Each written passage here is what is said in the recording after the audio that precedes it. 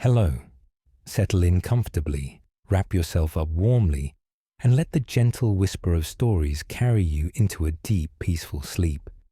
Imagine a world sculpted by glaciers, a landscape where the breath of winter was not merely a season, but a formidable, relentless entity.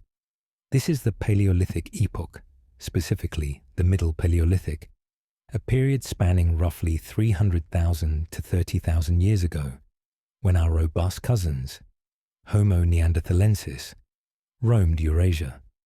Archaeological evidence, unearthed from sites across Europe and Asia, paints a stark picture of climatic extremes.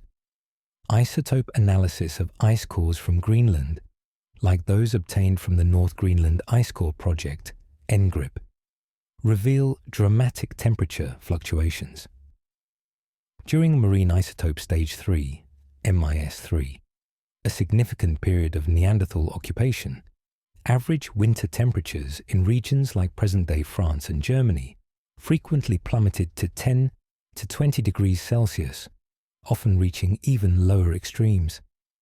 Permafrost would have extended far south, shaping a treeless, steppe tundra environment across vast swathes of the continent, dominated by cold-adapted megafauna. Fossil pollen records further corroborate this, indicating a predominance of hardy grasses and sedges, with only sparse, stunted conifers in sheltered river valleys. This was a land of biting winds and prolonged snow cover, a place where the sun offered little solace. Dr. William Davies of the University of Southampton, a leading expert on Neanderthal environments, emphasizes that survival in these conditions demanded an intimate understanding of the landscape and an exceptionally resilient physiological and cultural toolkit. This wasn't just cold. It was a deep, bone-chilling cold that permeated every aspect of existence, forcing adaptations that defy our modern conceptions of insulation and comfort. How did they endure? How did a species without the obvious luxury of roaring hearths navigate such relentless icy grip? This cold, this formidable first breath of ice, sets the stage for a remarkable story of human ingenuity. The pervasive cold described in Part 1 was not merely a matter of plummeting temperatures. It was compounded by a stark reduction in daylight hours and persistent cloud cover, amplifying the existential threat posed by winter. During the depths of the last glacial period, at higher latitudes inhabited by Neanderthals, regions like northern Germany or even the Crimea, winter days would have been brutally short, offering perhaps only 6 to 8 hours of weak oblique sunlight. Arctic conditions meant that for weeks or even months, direct sunlight might have been a rarity, obscured by thick clouds or low-lying fog. This sunless world had profound implications. A lack of sunlight directly impacts vitamin D synthesis, critical for bone health and immune function. Forensic examination of Neanderthal skeletal remains, such as those from La Ferracie in France, often reveals evidence of bone stress and developmental irregularities that could be exacerbated by vitamin D deficiency. Dr. B. Holly Smith, a biological anthropologist specializing in Neanderthal health, notes that the physiological challenges of such an environment would have placed immense strain on their metabolic systems, demanding consistent, high-calorie intake just to maintain body temperature and basic bodily functions. Furthermore, diminished light severely hampered hunting and foraging efficiency. Imagine trying to track migrating megafauna like woolly mammoths or rhinos across a snow-covered, poorly lit landscape. The already scarce resources would become even harder to locate and secure. The Pestera Q Oase site in Romania, for instance, has yielded evidence of large mammal consumption, indicating successful, albeit challenging, hunting strategies under these conditions. The relentless cold and lack of light also meant reduced opportunities for resource processing, drying meat, preparing hides, activities often dependent on periods of relative warmth or illumination. This silent threat wasn't about instant death, but a slow, insidious drain on vitality, demanding constant vigilance and ingenious solutions to both physiological stress and resource acquisition. Understanding this multifaceted challenge is crucial to appreciating the extraordinary adaptations Neanderthals developed. To survive the brutal Paleolithic winters and the silent threat of a sunless world, Neanderthals required sustenance, and in a treeless, frozen landscape that primarily meant meat, the procurement of this vital resource was an arduous, meticulous process, epitomized by the echoes from ancient quarries where flints, crucial for tools, were painstakingly extracted. This wasn't merely about hitting rock. It was an act of profound foresight and specialized labor. Sites like the French Mousterian quarry of Roc de Combe or the famous Krumlovsky Les in the Czech Republic reveal the scale of this effort. Archaeologists have uncovered depressions in the landscape, indicating where Neanderthals removed significant quantities of flint nodules from geological strata, often traveling considerable distances. These raw materials, including chert, quartzite, and obsidian, weren't just picked up off the surface. They were deliberately quarried, sometimes requiring the use of antler picks or even primitive wedges to detach large blocks of rock. Professor John Shea, an archaeologist at Stony Brook University, highlights that the ability to identify, acquire, and transport high-quality raw materials for tool production across varied terrains demonstrates sophisticated cognitive mapping and planning depth. This wasn't opportunistic, it was strategic. This labor-intensive procurement meant that tool manufacture wasn't confined to kill sites. Instead, core reduction and flake production often occurred at the quarries themselves, or at central base camps, creating a logistical chain. Imagine a small group, perhaps a family unit, chipping away at frozen ground to extract a suitable nodule, the sounds echoing across the silent snow-clad hills. Each precise strike, each delicate flake removed, represented fuel for future hunts, vital for processing hides, butchering carcasses, and maintaining shelter. The quality and availability of these lithic resources directly influenced their ability to process prey efficiently and survive the energy demands of a frigid environment. This relentless pursuit and craftsmanship of tools underscores a fundamental aspect of their survival strategy: a proactive, organized approach to overcoming the harsh realities of their world. The diligent quarrying of flint described earlier was in service of the ultimate goal: securing and processing food, predominantly meat.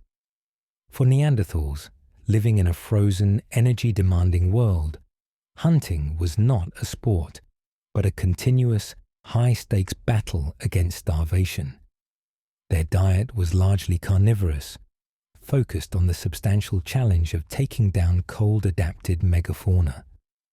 Analysis of stable isotopes from Neanderthal bone collagen, a technique offering a direct dietary reconstruction, consistently shows high nitrogen 15 levels. This indicates a diet composed of approximately 90% meat, comparable to apex predators like wolves or cave bears. Sites like Kabara Cave in Israel or La Côte de Saint-Brelade in Jersey provide compelling evidence of systematic large-game hunting, yielding significant numbers of remains from woolly mammoths, rhinos, and wild horses. These animals, often weighing several tons, presented an immense calorific reward, providing not only meat, but also fat and internal organs, critical for energy and nutrient intake in a harsh climate. Fat, in particular, delivers more than twice the calories per gram compared to protein or carbohydrates, a crucial advantage in calorie-starved winters. While the taste of raw might seem primitive, it was often a necessity. Evidence for controlled fire usage among Neanderthals is sporadic and debated, suggesting that consistent cooking might not have been a universal practice. However, even without fire, the meticulously crafted stone tools were essential. Imagine a Neanderthal group huddled together after a successful hunt, using sharp flint flakes to strip meat, disarticulate joints, and access marrow from long bones. Dr. Mary Steiner, an archaeologist at the University of Arizona, emphasizes their robust teeth and powerful jaws were also well adapted for consuming tough, raw animal tissues, which provided essential nutrients, including vitamin C found in fresh organs, mitigating some of the challenges of limited plant resources and sunlight. The sheer efficiency of their butchery and consumption, often directly from the kill site, meant minimal waste, ensuring every possible calorie and nutrient was extracted from their hard-won prey. This high-fat, high-protein diet was their primary internal furnace against the brutal cold. Beyond securing sustenance, the immediate physical barrier against the ferocious Paleolithic winter was shelter. Without permanent structures, Neanderthals relied on a sophisticated understanding of their environment, meticulously selecting natural formations and, where necessary, modifying them to create strategic havens from the incessant cold, wind, and snow. This was not simply finding a cave. It was an active process of crafting a survivable microclimate within a hostile world. Caves and rock shelters were paramount. Sites like Grotte du Lazaret in France or Spy Cave in Belgium showcase clear evidence of intentional structural modifications. At Lazaret, researchers identified two distinct activity areas within the cave, separated by a deliberate arrangement of stones and post holes, suggesting a windbreak or internal partition dating back approximately 150,000 years. This indicates a sophisticated spatial organization, creating warmer, less exposed zones within the larger cave mouth. Similarly, at Molodova in Ukraine, archaeologists uncovered a circular arrangement of mammoth bones, interpreted as the foundation of a substantial dwelling structure, possibly covered with hides. This structure, dating to around 44,000 years ago, illustrates ingenious use of available resources, including the massive bones from their prey, to construct robust, insulated shelters. Dr. Paula Wieler, an expert in Neanderthal archaeology, highlights that these structures, whether modified caves or open-air constructions, were critical for reducing heat loss through convection and radiation, creating an inner sanctum potentially several degrees warmer than the outside air. Imagine the relentless wind funneling into an unprotected cave entrance. A strategically placed stone wall or hide partition dramatically changes the thermal dynamics. Such sheltered spaces provided not only physical protection, but also allowed for activities like tool repair and hide processing to continue even during the harshest weather. These shelters were not passive refuges. They were actively managed environments, a testament to Neanderthal planning and adaptive behavior in the face of brutal climatic challenges. While the previous chapter explored how Neanderthals cleverly sculpted physical shelters from the elements, the question of warmth, in the absence of consistent large hearths, remains central. The absence of widespread, unambiguous fire features at many Neanderthal sites suggests that their relationship with fire was fundamentally different from later anatomically modern humans. rather than the roaring communal fireplaces we often associate with ancient life. Neanderthal fire use appears to have been more strategic, more specialized, and perhaps more ephemeral, focusing on specific tasks rather than continuous ambient heating. Microstratigraphic analysis of cave sediments, for example, typically reveals fewer and less extensive ash layers at Neanderthal sites compared to Upper Paleolithic sites. Dr. Will Robrooks of Leiden University and his colleagues have extensively researched prehistoric fire use, noting that while Neanderthals certainly used fire, for instance, for making pitch from birch bark, seen at Königsauer, the archaeological record does not support the idea of them relying on well-maintained central hearths for warmth on a daily basis. Their fire traces are often small, dispersed, or related to single-event episodes. This stands in contrast to the consistent deep ash accumulations characteristic of long-term fire maintenance. This suggests a picture where fire was a powerful tool, not a constant domestic comfort. It was a catalyst for specific tasks: cooking meat when fuel was abundant, keeping predators at bay, tool making, or signaling. Imagine the rapid, intense burst of heat needed to produce birch tar, an adhesive crucial for hafting stone tools, without necessarily sustaining a large radiating fire for hours. The scent of smoke was therefore a functional scent, a byproduct of technological application rather than a pervasive presence. Instead of relying solely on external heat sources, Neanderthals had to develop other strategies for intrinsic warmth. This implies a profound level of physiological and behavioral adaptation, turning away from external sources of heat to internal mechanisms and efficient insulation, a stark contrast to the development of consistent hearth technologies that would characterize later human populations. The primary strategy against the crushing cold of the Paleolithic winter was a constant, almost desperate pursuit of calories. As established, Neanderthals were hypercarnivores, and for them, hunting was not merely a food source, but a life-sustaining imperative. Their physique, their tools, and their tactical intelligence were all honed for the hunter's stance, a primal commitment to securing life-giving prey in environments where every calorie counted. Skeletal evidence strongly supports this interpretation. Neanderthal skeletons frequently exhibit robust bone structure, particularly in the upper limbs and shoulders, consistent with high-impact activities.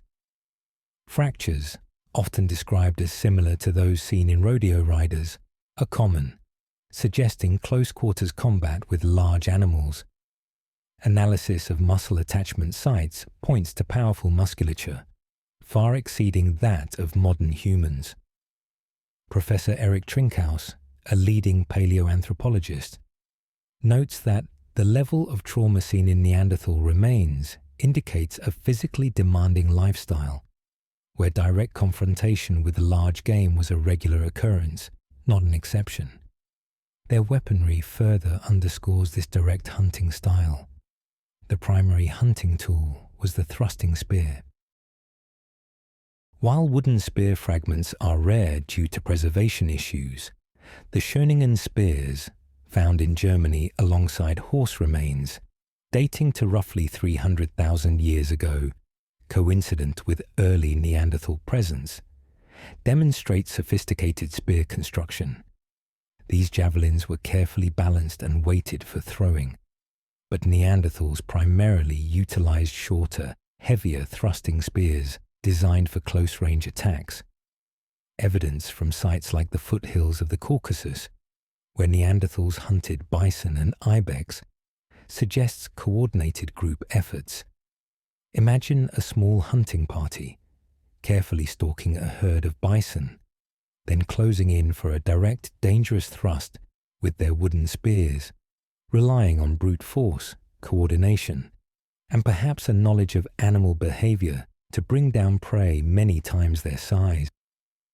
This dangerous, calorie-intensive hunting methodology was fundamental to their survival, directly fueling their bodies against the relentless cold. Every successful kill represented not just a meal, but a critical buffer against hypothermia and starvation. The successful hunt, while a triumph over immediate hunger, was merely the first hurdle. The chill of the kill immediately presented a new urgent challenge: processing the massive carcass efficiently before the extreme cold rendered it intractable or attracted competing predators. This post-kill phase was a test of endurance, requiring swift action, precise anatomical knowledge, and communal effort, all under the spectre of plummeting temperatures. Butchery marks on animal bones from Neanderthal sites, such as those found at Moran in southwestern France, rich in bison remains, offer a forensic record of this process. These marks reveal a systematic approach. Long, deep cuts, indicating filleting of large muscle groups, percussion marks where bones were smashed for marrow extraction, and often cut marks near joints, demonstrating disarticulation.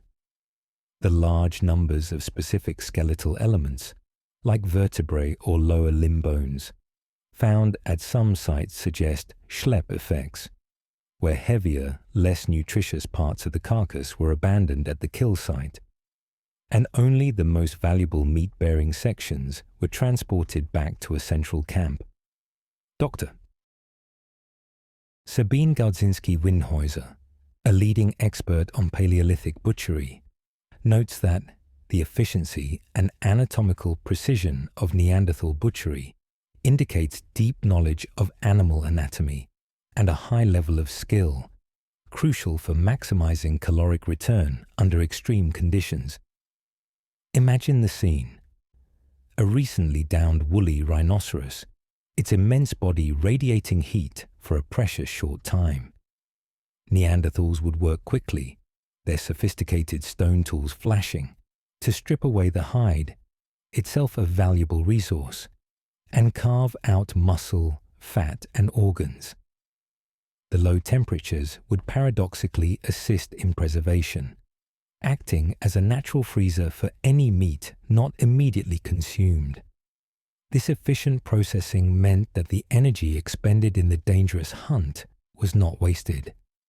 It underscores the profound interconnectedness of Neanderthal survival strategies. The powerful physique for hunting, the meticulously crafted tools for butchery, and the inherent understanding of their environment, all culminating in a relentless effort to stock future resources against the unending winter. The chill of the kill, therefore, was not only external, but a constant internal pressure, driving their every action. The sheer calorific intake from a hypercarnivorous diet, while critical, could not alone provide sufficient insulation against the savage Eurasian winters. The internal heat generation had to be meticulously conserved, and for this, Neanderthals relied on sophisticated clothing, a second skin crafted from the hides of the very animals they hunted. While direct archaeological evidence for clothing is scarce due to organic material decay, indirect evidence strongly supports its crucial role.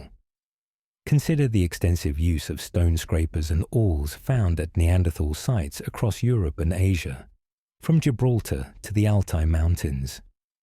These tools, often made with meticulous retouching, are perfectly suited for defleshing, degreasing, and softening animal hides. Scrapers, particularly the Masterian denticulates and side scrapers, are ideal for preparing skins. Awls, pointed bone or stone tools, would have been invaluable for piercing holes in cured hides, a prerequisite for stitching. Dr. Ian Gilligan, an expert in the archaeology of clothing, notes, the toolkit Neanderthals possessed is entirely consistent with the systematic processing of animal skins for tailored garments, not just rudimentary capes. To survive persistent sub-zero temperatures, they needed clothing that trapped air efficiently. The large quantities of cold-adapted mammals found at Neanderthal sites, including reindeer, bison, and particularly woolly rhinoceros and mammoth, yielded high-quality, thick hides suitable for robust, insulating garments. Imagine selecting a thick mammoth hide, laboriously scraping it clean, then softening it through chewing or pounding until it became pliable enough to be cut and sewn.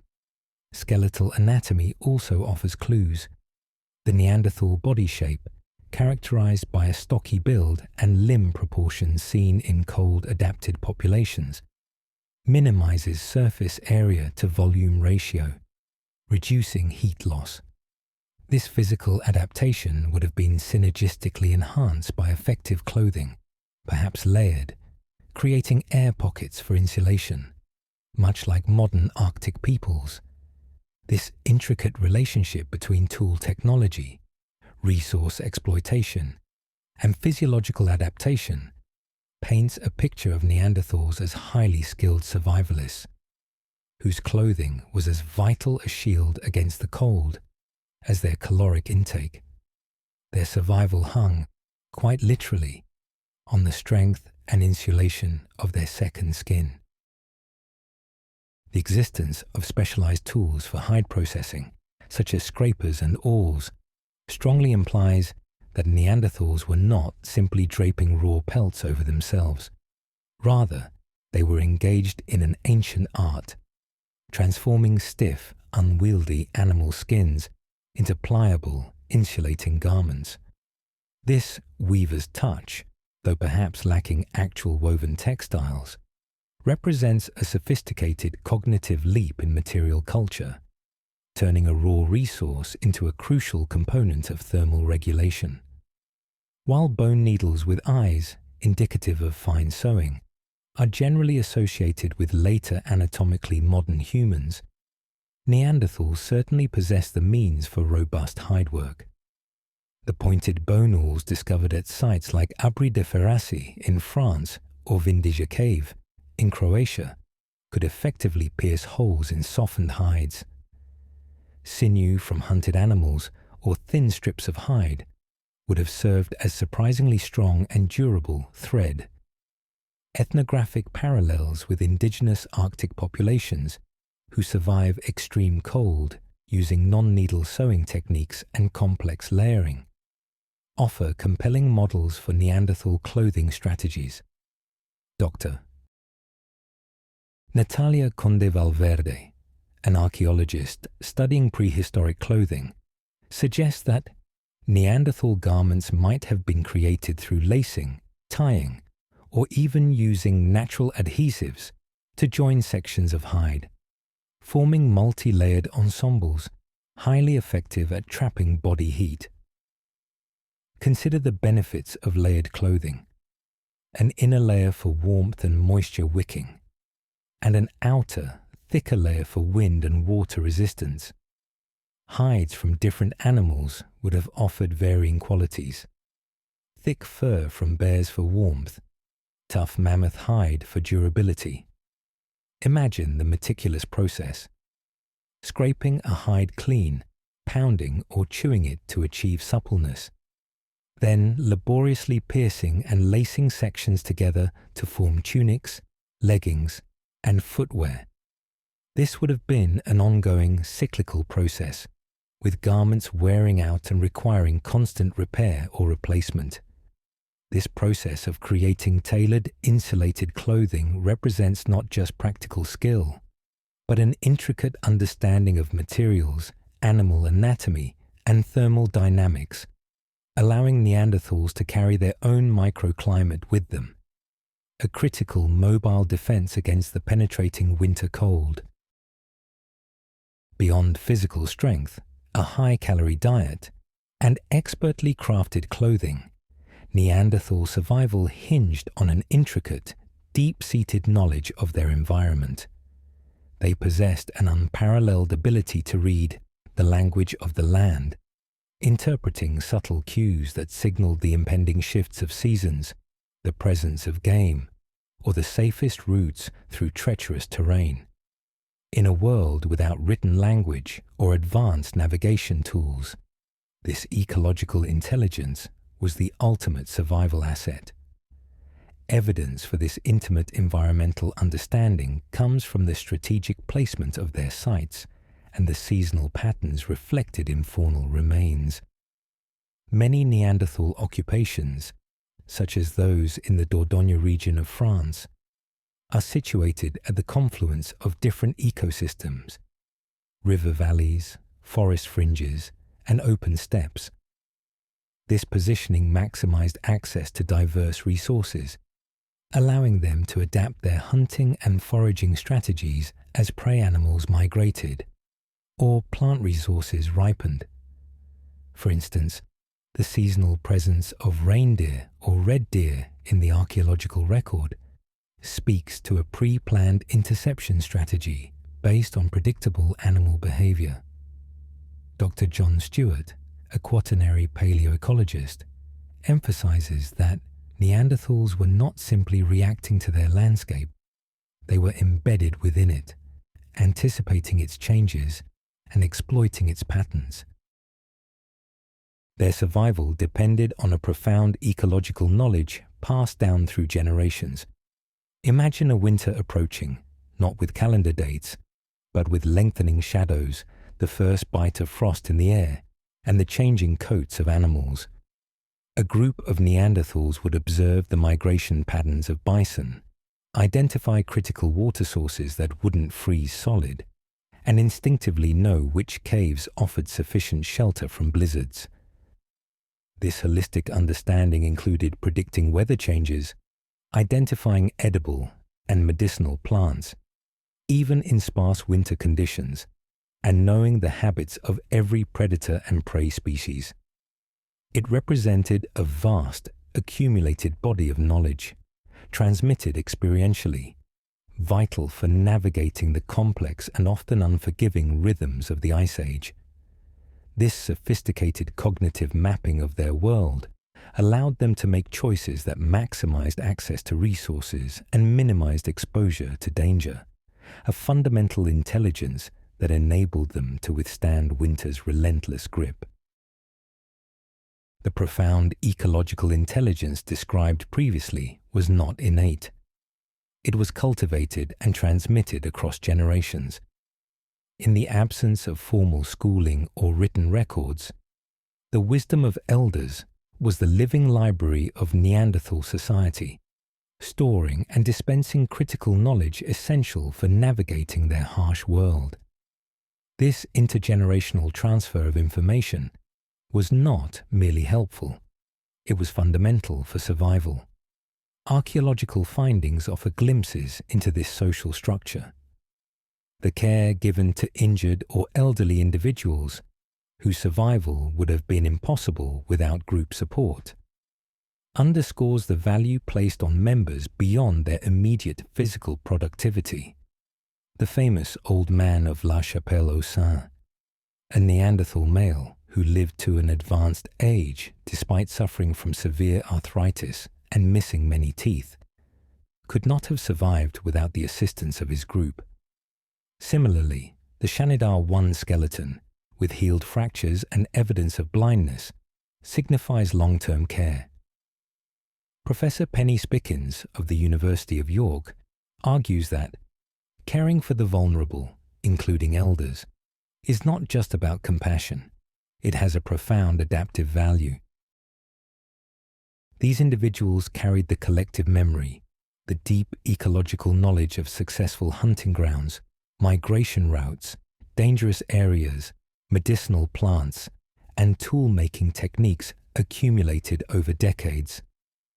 Imagine a young Neanderthal learning where to find the best flint quarries, how to track a wounded bison in deep snow, or which shelters provided optimal protection from a specific wind direction. Knowledge that might have taken a lifetime to acquire. This wisdom, passed down through direct teaching, observation, and shared experience, formed the crucial bedrock of their adaptive strategies. Elders, even when physically less capable, embodied the collective intelligence and experience of the group. Their presence ensured the continuity of adaptive behaviors, ensuring that lessons learned from countless past winters, successes, and failures were not lost. This intergenerational knowledge transfer was, in essence, their cultural fireplace, providing warmth and guidance in a world that offered little room for error. It was a testimony to their social complexity and their profound understanding that survival in a brutal climate was a collective endeavor. When external heat sources like large, continuous fires were not consistently available, and despite the best efforts in shelter construction and clothing, the most immediate and accessible source of warmth for individual Neanderthals was often each other. The importance of social cohesion, particularly within small family groups, for regulating body temperature and ensuring survival during the brutal Paleolithic winters cannot be overstated. This was the family's huddle, a primal instinctual response to the cold.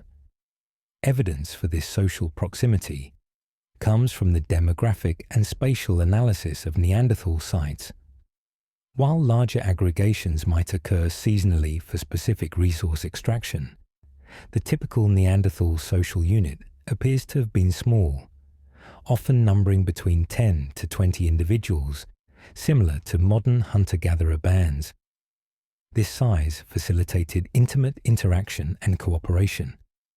Dr. Mary C. Steiner, who has studied Neanderthal ecology, suggests that social thermoregulation, the physiological benefits of group clustering, would have been a significant adaptive advantage, particularly for vulnerable individuals like infants, children, and the elderly, whose individual thermoregulatory capacity is lower. Imagine a small group inside a semi-enclosed rock shelter, not a roaring bonfire in the center, but individuals actively minimizing their surface area exposure, huddling together for shared body warmth. Each body emits heat, and collective proximity dramatically reduces the rate of heat loss to the frigid air, creating a local microclimate that could be several degrees warmer than elsewhere in the shelter. This isn't speculation. The physics of heat transfer makes it a tangible benefit. Furthermore, this physical intimacy would have reinforced social bonds, easing the psychological stresses of prolonged cold and food scarcity. The collective effort previously observed in hunting and resource procurement would find its counterpart in the evening hours, where mutual benefit was found in close physical proximity. The warmth of kinship, therefore, was not merely a metaphor. It was a scientifically demonstrable component of their survival strategy, making the stark, brutal winters just a little more endurable for these resilient people. Within the essential family's huddle, the most vulnerable members, infants and children, represented both a profound challenge and a critical investment in the future of the group.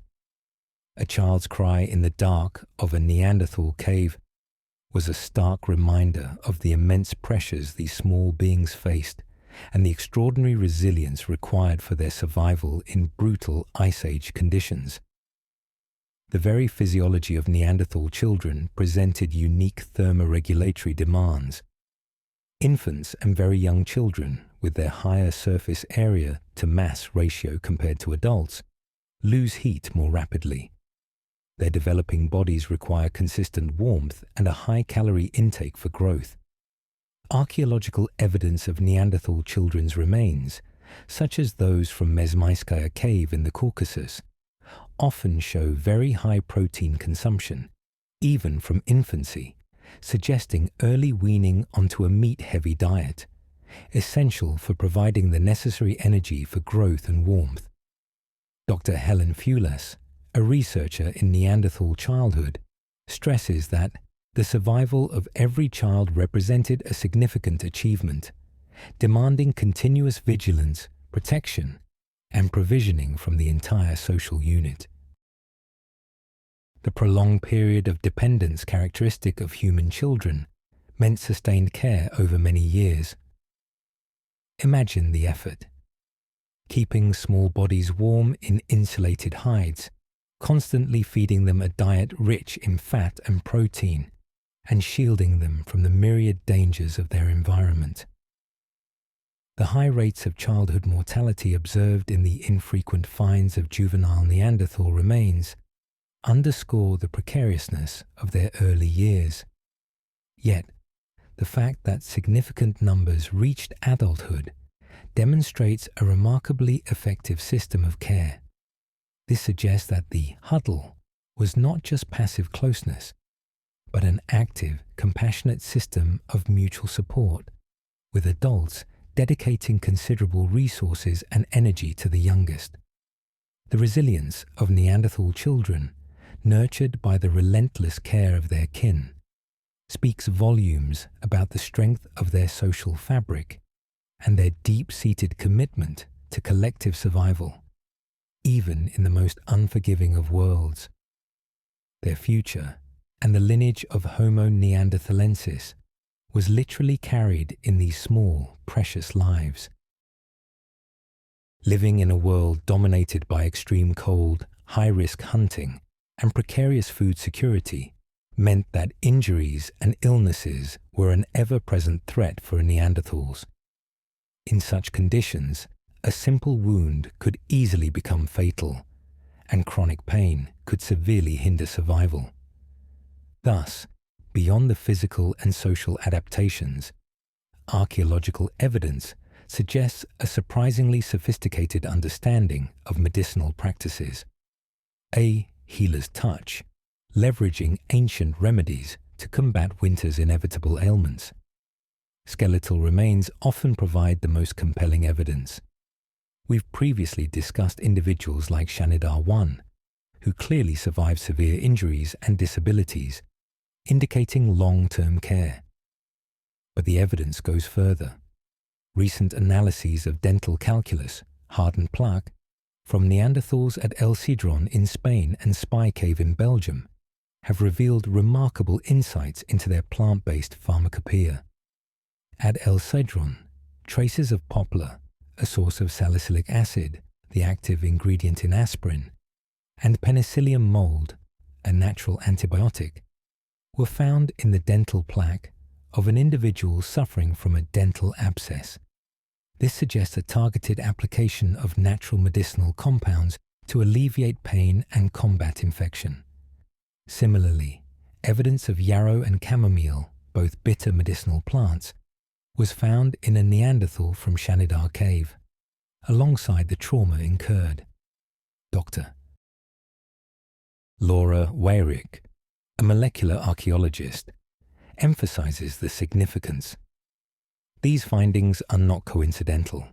They indicate a deliberate, informed selection of specific plants for their medicinal properties, suggesting a deep botanical knowledge beyond mere sustenance. This is a form of self-medication, a testament to their adaptive intelligence. Imagine the painstaking process of identifying, harvesting, and preparing these plants, often in the dead of winter or early spring, driven by the desperate need to alleviate suffering and preserve life. This botanical wisdom, passed down through generations, would have been invaluable in a time when a fever or infected wound could quickly lead to death.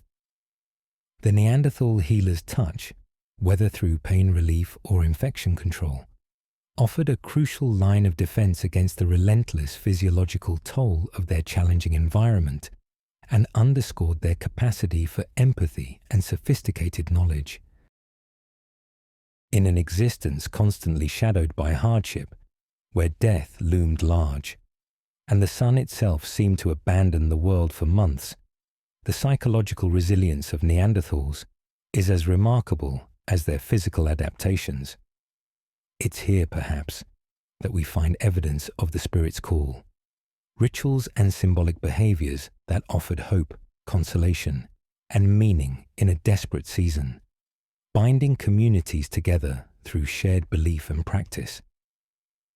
The most widely debated evidence for symbolic thought in Neanderthals comes from mortuary practices. While not universal, intentional burials have been documented at various sites across their range. At La Chapelle-aux-Saints in France, the old man was found in a shallow grave, accompanied by several faunal remains, suggesting deliberate placement. Perhaps the most famous example is Shanidar Cave in Iraq, where several individuals were interred.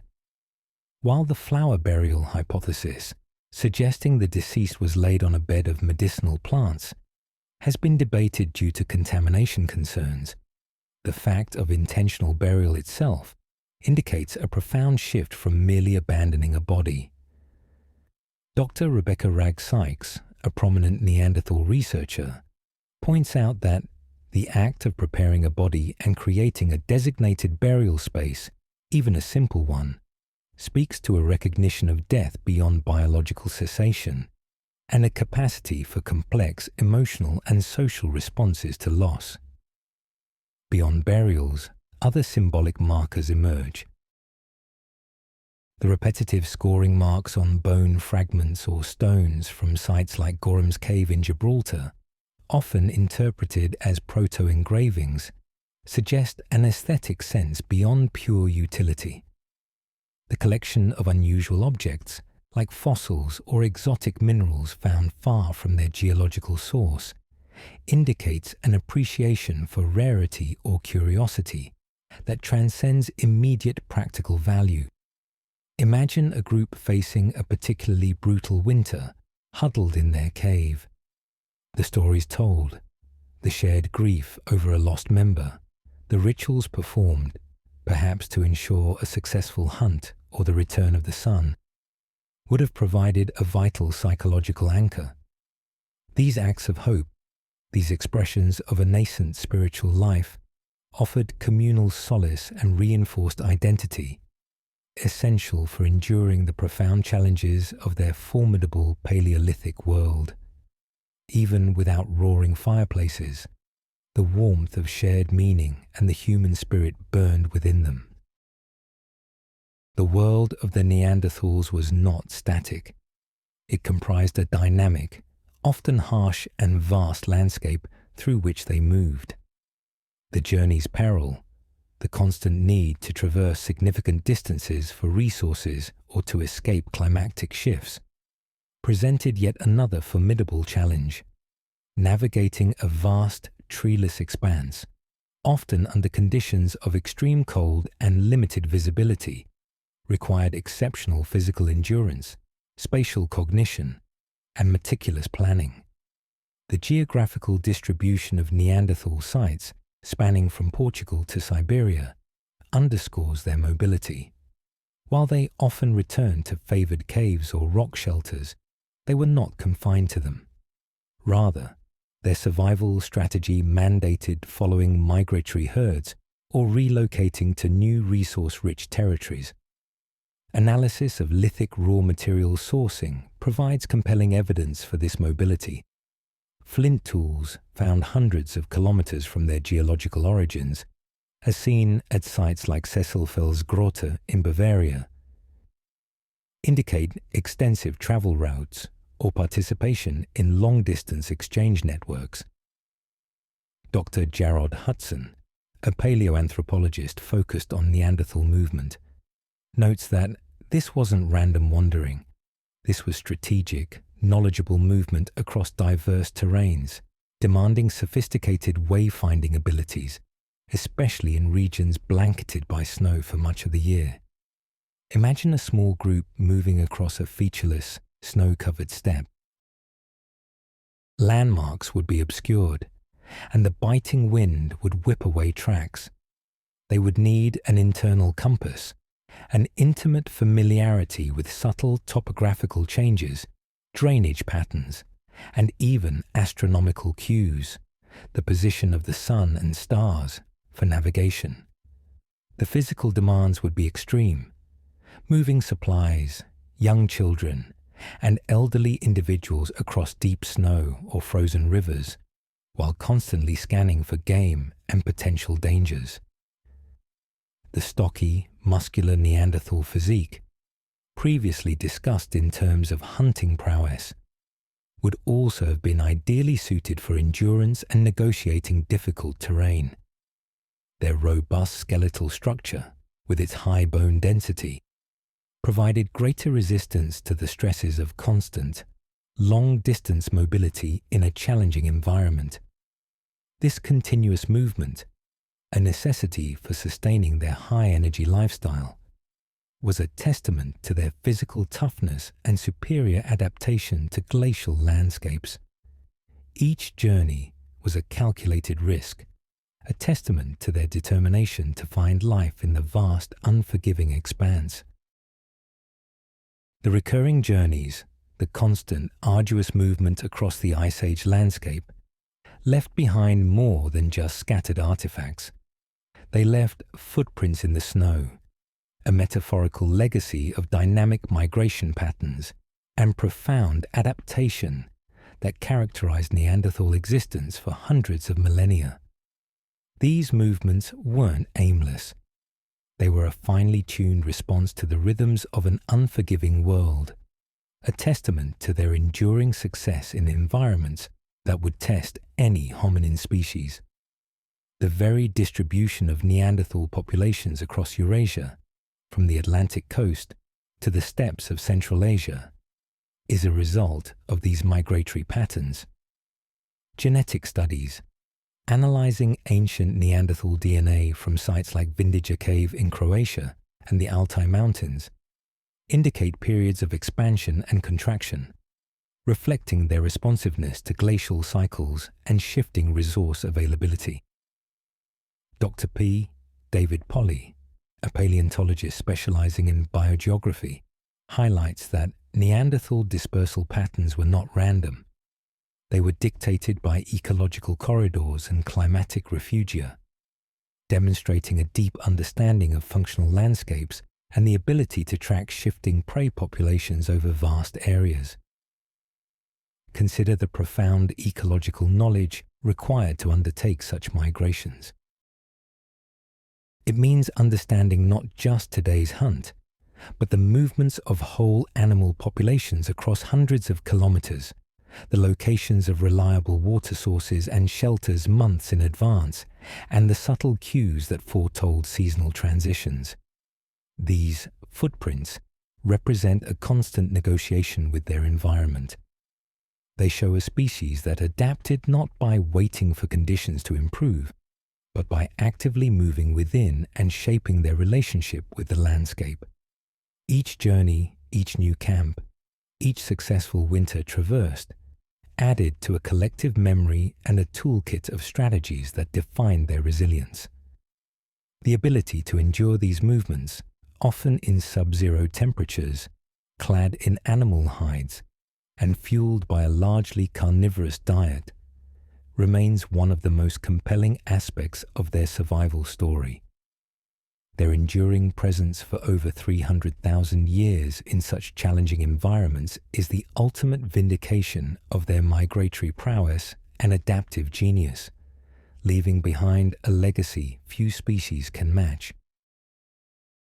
In the vast, icy expanse of the Paleolithic world, one striking feature that distinguishes the Neanderthal experience from our modern lives is the profound quiet.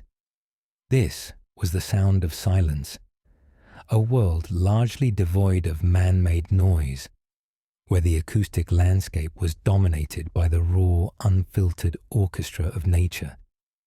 This pervasive quiet, while seemingly benign, held significant survival implications, influencing everything from hunting efficacy to sensory perception. A lack of permanent settlements, industrial activity, or widespread noisy technologies meant that the primary sounds were those of the natural world: the howling wind, the crunch of snow underfoot, the distant call of an animal, the drip of melting ice or water deep within a cave. There were no constant mechanical hums, no engines, no bustling crowds. This acoustic environment fostered heightened sensory perception, a critical adaptation for survival. For Neanderthals, living in small, dispersed groups, the ability to hear an approaching predator, the subtle rustle of game in sparse vegetation, or the distant carving of an ice sheet could mean the difference between life and death. Dr. Ian Morley, a paleoanthropologist specializing in acoustic environments, notes that in such open and often austere landscapes, spatial awareness and the detection of subtle sounds would have been paramount for both securing resources and avoiding danger. Their auditory systems were likely exceptionally well tuned to minute environmental cues. Imagine a hunter, camouflaged and still, listening intently to the faint sounds carried on the frigid air. The absence of anthropogenic noise would have allowed them to discern far more detail in the natural soundscape than we are capable of today. The delicate click of a hoof on frozen ground, the shift of wind indicating a change in scent, the subtle vibrations signaling an animal's approach, all would have been clearer, less obstructed. This acute auditory awareness would have significantly enhanced their hunting strategies, allowing them to track prey more effectively and approach undetected. Conversely, their movements would also need to be quieter, less perceptible, lest they alert their quarry, or, worse, dangerous megafauna. The profound silence of their world was not merely an absence, it was an active environmental condition that shaped their senses, their behavior, and their very survival. If the sound of silence characterized the absence of human-made noise, it merely amplified the roar of the wild, nature's own profound, often threatening symphony of survival. The acoustic landscape of the Neanderthals was dominated by the sounds of the megafauna they hunted and the formidable predators they shared their territories with. This natural soundscape wasn't just background noise. It was a constant stream of vital information, a language they had to master to survive. The sheer mass of Ice Age megafauna would have created an environmental soundprint far richer and more powerful than anything we hear today. The earth-shaking rumble of a mammoth herd on the move, the deep bellow of a woolly rhinoceros, the snort of a wild horse, or the chilling howl of a pack of wolves. These were the daily sounds of the Neanderthal world. Acoustic ecology research suggests that large animal movements propagate sound over significant distances, especially in open, treeless environments, making them detectable by experienced listeners many kilometers away.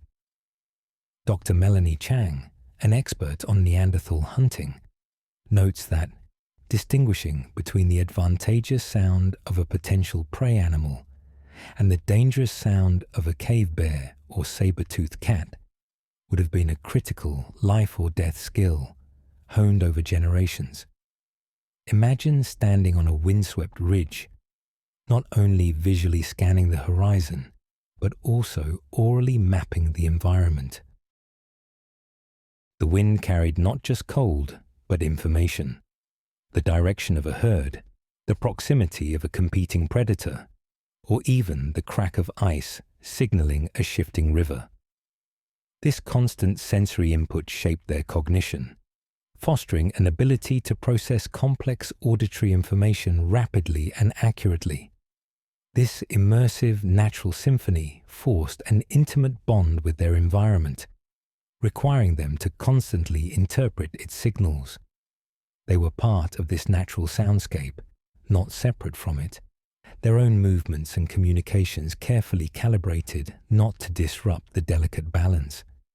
The roar of the wild was thus both a threat and a guide, dictating movement, informing hunts, and shaping the very fabric of their daily existence, proving that even in the deepest silence, nature's voice was always heard. In the deep recesses of caves, Hidden from the biting cold and the sunless skies, Neanderthals left behind more than just utilitarian tools and food scraps.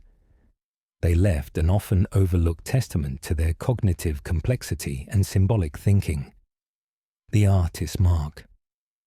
For decades, the capacity for art was attributed solely to Homo sapiens.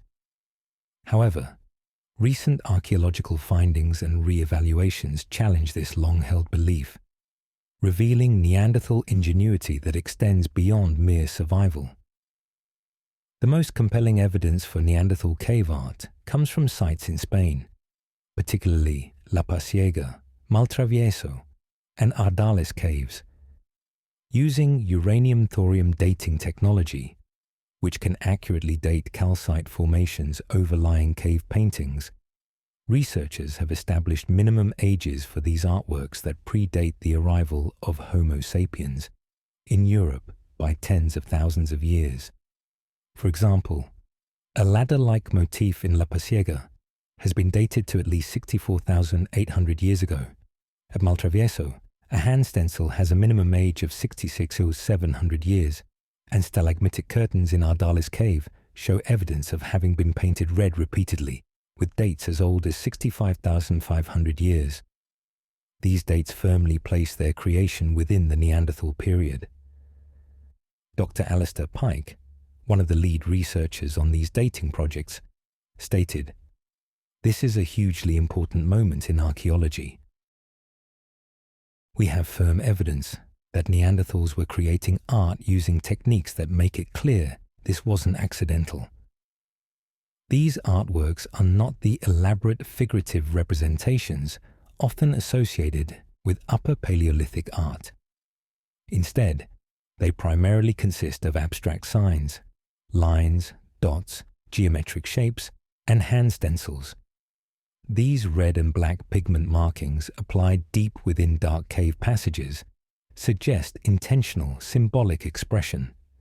Imagine venturing into the absolute darkness of a cave, relying on the flickering light of a torch to carefully apply pigment to a wall. This act transcends mere utility. It speaks to a desire to express, to connect, to perhaps imbue their spaces with meaning. These markings on the cave walls are not merely decorations. They are the earliest known stories tracing a complex intellect, challenging our preconceived notions of Neanderthal capabilities and revealing a depth of thought previously only attributed to our direct ancestors. They offer a rare glimpse into the inner world of a people who survived, adapted, and also thought. The act of marking cave walls, as discussed in the previous segment, required not only intentionality, but also the skillful procurement and preparation of the pigment's earth, the raw materials that brought color to a forgotten world. This seemingly simple act of creating color reveals another layer of Neanderthal cognitive sophistication, their understanding of material properties, resource acquisition, and perhaps even rudimentary chemistry. The primary pigments identified in Neanderthal cave art are red ochre, hematite, and black charcoal or manganese oxides. These mineral resources are not always readily available in the immediate vicinity of cave sites. Archaeological finds across Neanderthal territories consistently reveal the collection and processing of these colorants. For example, ochre lumps with clear facet marks from grinding have been recovered from sites in France, dating back hundreds of thousands of years. At Pech-de-Lazay in France, 50,000-year-old manganese dioxide lumps show signs of grinding and even pulverization, indicating they were deliberately processed to create fine powders. Dr. Zhuang Ziliang, a leading paleoarchaeologist, emphasizes that the selection of specific minerals for their color, their transport, grinding, and often mixing with a binder like animal fat to create a usable paint, represents a complex chaîne opératoire, a sequence of actions requiring foresight and specialized knowledge. Imagine the laborious process, searching for suitable sources of hematite or manganese, extracting them from rock matrices, and then painstakingly grinding them into fine powders using stone tools. This powder would then be mixed with a binder, likely animal fat or water, to create a paint that adheres to cave walls. The red and black hues, stark against the pale cave stone, were not chosen randomly. Red ochre, for instance, is often associated with life, blood, and ritual in various cultures globally. Its widespread use by Neanderthals, not just in cave art, but often found on personal ornaments or in burials, suggests a symbolic significance that went beyond mere aesthetics. These colors represent a conscious engagement with their environment, not just for practical survival, but for symbolic expression, for leaving their mark, and for bringing meaning and perhaps a touch of vibrancy to their otherwise monochrome, icy world. The pigments trace a forgotten history, hinting at the emotional and cognitive depth of a species that continuously defies simplistic labels. The very nature of subsistence in the Ice Age, characterized by its reliance on large game, meant that Neanderthal life operated under the harsh paradigm of the feast or famine. Unlike more diversified diets typical of later Homo sapiens, Neanderthals experienced profound irregularities in sustenance. One moment, the spoils of a successful mammoth kill might provide calories for weeks. The next, an extended period of brutal weather or scarce game could push a group to the brink of starvation. This wasn't a choice. It was the irregular rhythm woven into the fabric of their survival. This pattern is strongly supported by an examination of their skeletal biology. Isotope analysis on Neanderthal teeth and bones often shows evidence of nutritional stress, characterized by variations in nitrogen and carbon isotope ratios that indicate periods of differential food intake. The presence of enamel hyperplasia, linear defects in tooth enamel, is often linked to developmental disruptions during childhood, which can be caused by periods of severe nutritional deficiency or illness. While not exclusive to feast-famine cycles, their prevalence in Neanderthal populations suggests a life punctuated by resource unpredictability. Dr. Michael Richards, a bioarchaeologist specializing in ancient diets, explains that their high trophic level diet meant that when large game was abundant, they thrived. But when it wasn't, there were limited fallback options, making periods of scarcity particularly acute. Imagine a winter where tracking conditions were impossible due to deep snow, or a late-season freeze locked away critical animals. The group would quickly deplete stores, if any existed. Their robust physique and high metabolic rate, while advantageous for generating heat, also meant a higher caloric demand, making sustained fasting extremely challenging. However, the fat reserves stored from a previous abundant hunt would have been critical. The ability to consume and store large quantities of fat, both physiologically and behaviorally, was arguably as important as the hunt itself. This constant fluctuation between times of abundance and profound scarcity shaped their metabolism, their cooperative strategies, and likely their social dynamics, forcing flexibility and resilience, and ensuring that every single calorie was valued and utilized. This unpredictable rhythm was a relentless test of their adaptive capacity. To mitigate the existential threat of feast or famine, Neanderthals likely employed rudimentary but effective strategies of preservation. This preservation's art was not about sophisticated food processing, but about leveraging the environment itself, particularly the pervasive cold, to store rich resources for leaner times, transforming a transient abundance into a buffer against scarcity. While direct archaeological evidence for preserved meat stores is rare due to organic decomposition, indirect clues point towards these practices. The presence of large numbers of high-value skeletal elements, such as marrow-rich long bones, and at repeated occupation sites, suggests that portions of large kills were brought back to central locations. Some researchers propose bone grease rendering as a possible preservation technique. This involves breaking bones, boiling them, and skimming off the extracted fat, which is highly caloric and stores well, particularly in cold conditions.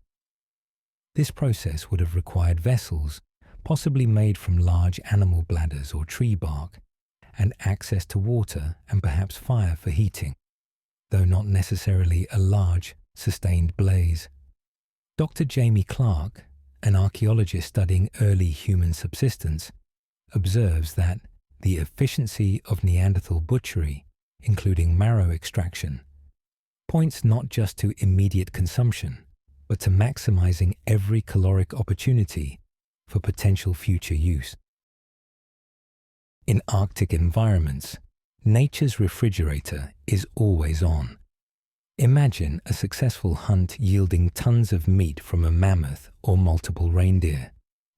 While much would be consumed quickly to replenish energy, the sheer volume of a large kill would necessitate some form of storage. The sub-zero temperatures prevalent for much of the Neanderthal year acted as an exceptional natural freezer. Meat could be cached in natural depressions, under ice, or carefully covered with snow and rocks to deter scavengers. This practice is observed in modern traditional Arctic communities who rely on frozen meat caches.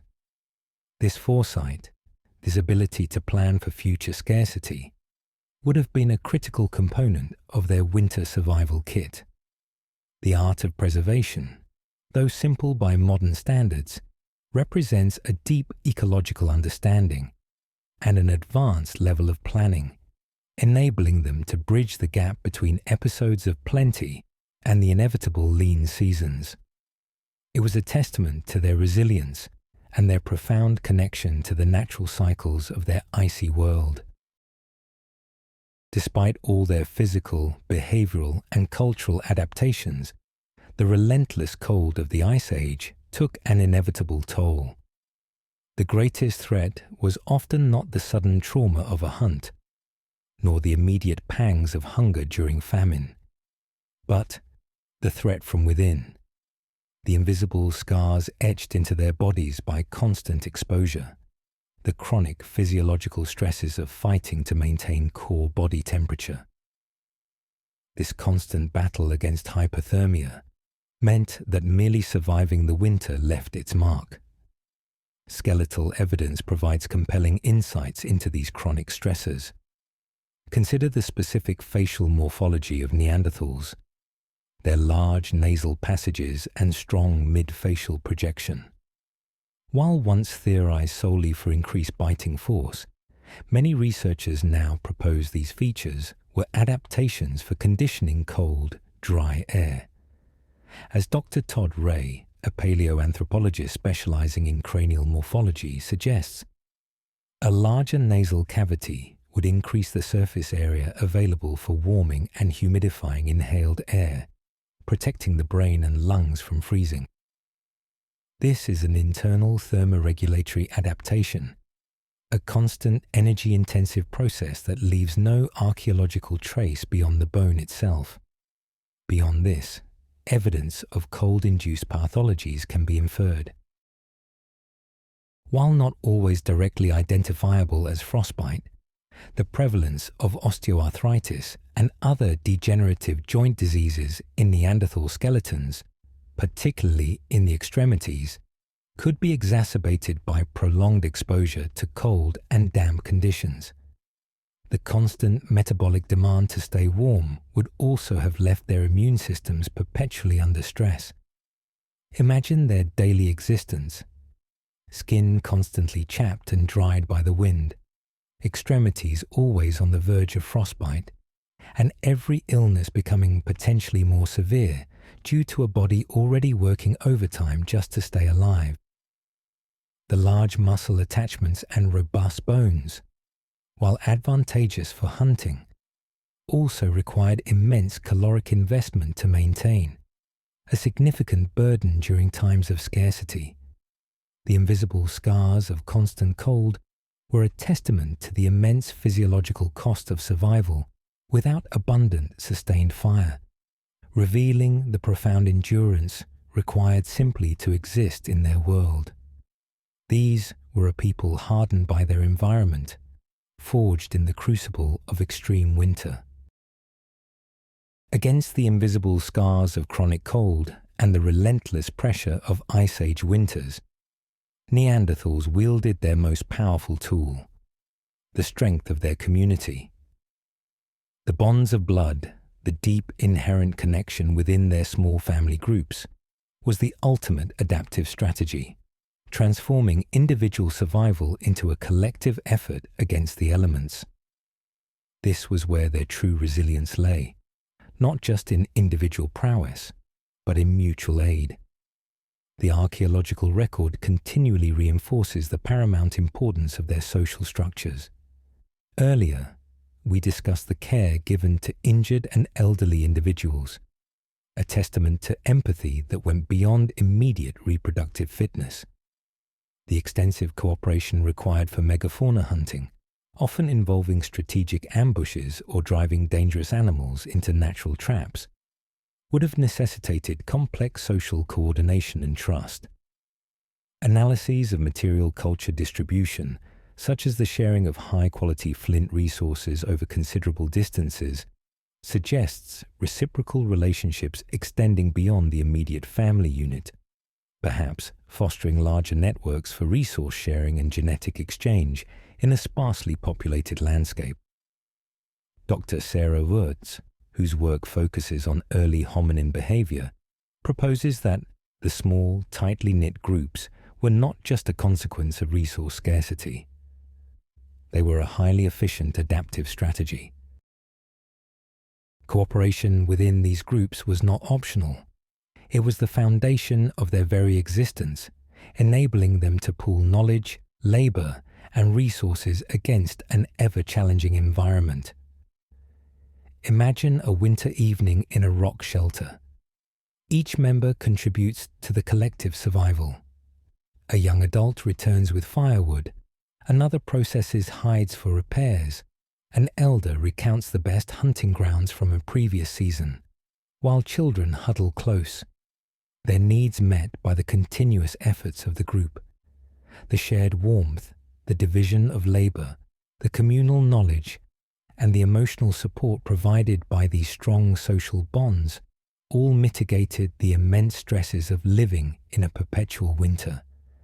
This deep social intelligence, the capacity for sustained collective action and empathy, provided a psychological and physical buffer that no individual could achieve alone. The bonds of blood were not just metaphorical. They were the very sinews of their survival, proving that the toughest of winters could be weathered, not by single, isolated figures, but by the enduring strength of a united group. While the emphasis on hunting large game for sustenance is crucial to understanding Neanderthal adaptation, it would be a mistake to assume their diet was exclusively carnivorous. Even in a largely treeless frozen world, the gathering's gift, the foraging for scant but vital plant resources, played a supplementary and at times critical role, especially when meat was scarce. This required intricate botanical knowledge and strategic exploitation of available vegetation. Evidence for plant consumption comes from multiple lines of inquiry. Microscopic analysis of Neanderthal dental calculus, the hardened plaque on their teeth, has consistently revealed trapped starches and phytoliths, plant microfossils.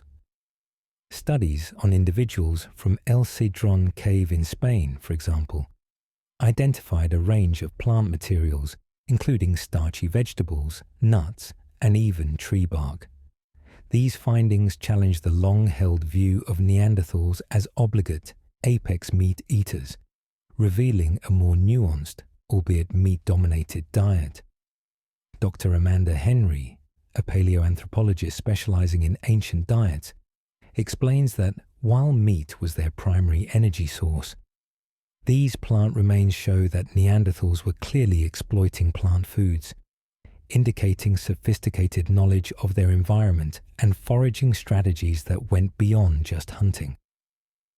Imagine the skill involved in identifying and extracting edible bulbs, roots, or seeds in a frozen landscape, often buried under snow. These plants might not have offered the caloric density of a large mammal, but they would have provided essential micronutrients, vitamins, like vitamin C, vital in a meat-heavy diet to avoid scurvy, and fiber. Processing these plants, potentially through pounding or even some form of cooking as suggested by some charred plant remains, would have required effort but yielded crucial supplementary sustenance. Even tree bark or certain fungi could serve as emergency food sources during periods of extreme scarcity, offering calories and fiber. This meticulous foraging, often by women and younger individuals, meant that every potential source of sustenance was understood and utilized. The seemingly scant gifts from the earth might have meant the difference between survival and starvation, highlighting the comprehensive, adaptive intelligence Neanderthals brought to bear on their challenging world. This diversified risk management was a silent, unsung hero of their survival. Even amidst the challenges of foraging for scant resources, the Neanderthals found the bittersweet, unexpected delights and vital sustenance in the harsh landscape. This wasn't merely about basic calories. It was about recognizing and exploiting seasonal abundances, even minute ones, that could provide concentrated bursts of energy or critical nutrients, particularly during the brief windows of warmer weather. While broad-leaved plants were scarce, species adapted to cold steppe environments, such as various berries, wild onion, and certain hardy herbs, would have been present seasonally. The dental calculus analysis from El Cedron Cave again provides compelling evidence. Beyond starches and nuts, researchers identified compounds from bitter-tasting plants like yarrow and chamomile, plants known to have medicinal properties, as well as evidence of fungi, but perhaps more surprisingly, one individual exhibited traces of carbohydrates consistent with eating dates, indicating either very long-distance transport or a broader, more diverse flora existing at specific localized sites than previously imagined. Dr. Christina Wariner, a molecular anthropologist, notes, "These findings really broaden our understanding of Neanderthal diet, showing they weren't just eating what they killed. They were sophisticated foragers with a detailed spatial and seasonal understanding of their diverse plant environment."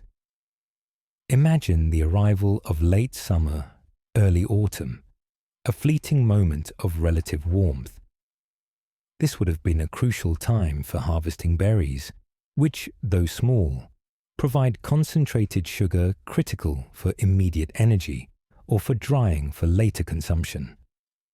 The bitter taste of certain plants may have indicated their medicinal value, or simply that they were tolerable when other options were absent.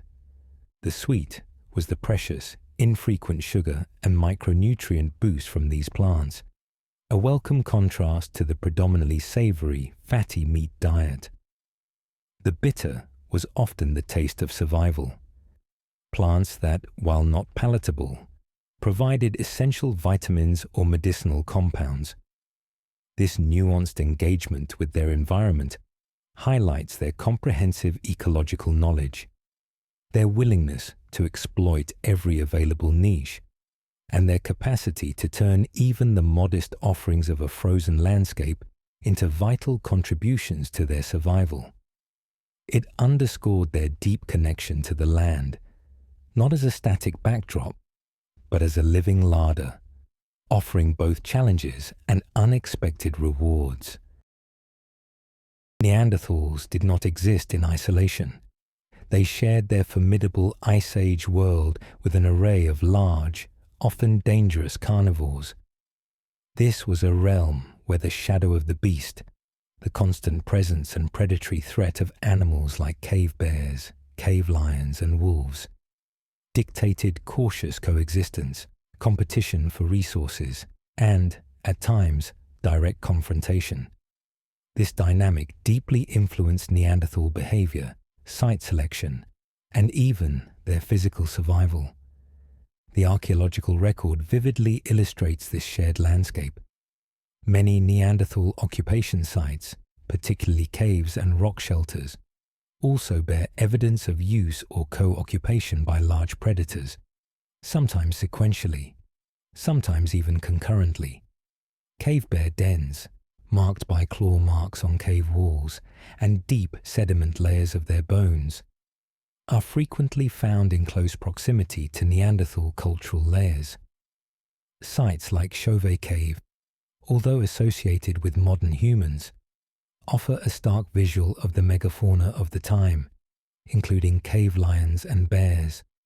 Bone accumulations at Neanderthal sites often show carnivore gnaw marks alongside human butchery marks, indicating that either humans scavenged from carnivore kills, or more often, carnivores scavenged from human kills. Dr. Julian Riel Salvatore, an archaeologist specializing in Neanderthal behavior, emphasizes that Neanderthals were not at the top of the food chain in the way modern humans eventually became. They were active participants in a complex ecosystem, constantly competing for prime resources and safe spaces with other powerful predators. Imagine the tactical decisions a Neanderthal group would face when selecting a winter shelter. A large cave might offer space, but also carried the risk of being a traditional bear den. Maintaining vigilance, understanding animal behavior, and perhaps even actively defending sites from competitors would have been critical. The robust physique of Neanderthals and their hunting prowess, previously discussed, were not solely for hunting prey, but also for self-defense. The sounds of the wild, as explored in a previous chapter, would include the constant acoustic reminders of these apex predators. This ongoing, perilous coexistence with powerful carnivores fundamentally added another layer of challenge to their Ice Age existence, turning every encounter into a potential life or death scenario and underscoring the relentless adaptive pressures they faced. The shadow of the beast was more than just a presence. It instilled a primal fear, a constant visceral awareness of being part of a brutally competitive food chain. For Neanderthals, this wasn't an abstract concept. It was a daily reality, deeply woven into their survival strategies. Their interactions with large carnivores paint a stark picture of life where the hunter could quickly become the hunted, a critical aspect of understanding the challenges of their Ice Age existence. Evidence of direct competition and predation is found in bone accumulations at sites like the Grotte de la Carrière in France, where Neanderthal remains show clear carnivore gnawing marks. More controversially, some argue that disarticulated and processed Neanderthal bones at sites like Krapina in Croatia show signs of cannibalism, though this remains a contested interpretation, with some suggesting instead that carnivores were involved in post-mortem dismemberment. What is undeniable is that Neanderthals were not wholly immune to being preyed upon, particularly the young, old or infirm, or during times of extreme stress when other food sources were scarce. Dr. Pat Shipman, a paleoanthropologist specializing in predator-prey relationships, states, "The presence of other large carnivores meant that Neanderthals always had to be vigilant. Caves, kills, and even their own bodies after death were potential resources for competitors like cave hyenas or wolves. This meant rapid consumption of kills, defensive posture in encampments, and constant awareness of their surroundings. Imagine returning to a kill site, only to find it already claimed by a pack of wolves or a formidable cave lion. Not only was a hard-won meal lost, but direct confrontation was a real possibility. This primal fear dictated strategies for protecting kills, such as dragging them to safer ground or using natural features to create defensive perimeters. It also highlights the necessity of their cooperative hunting groups. A lone Neanderthal was far more vulnerable than a unified group. This constant threat of predation, both from direct attack and from resource competition, forced Neanderthals to maintain peak physical condition, acute sensory awareness, and strong social cohesion.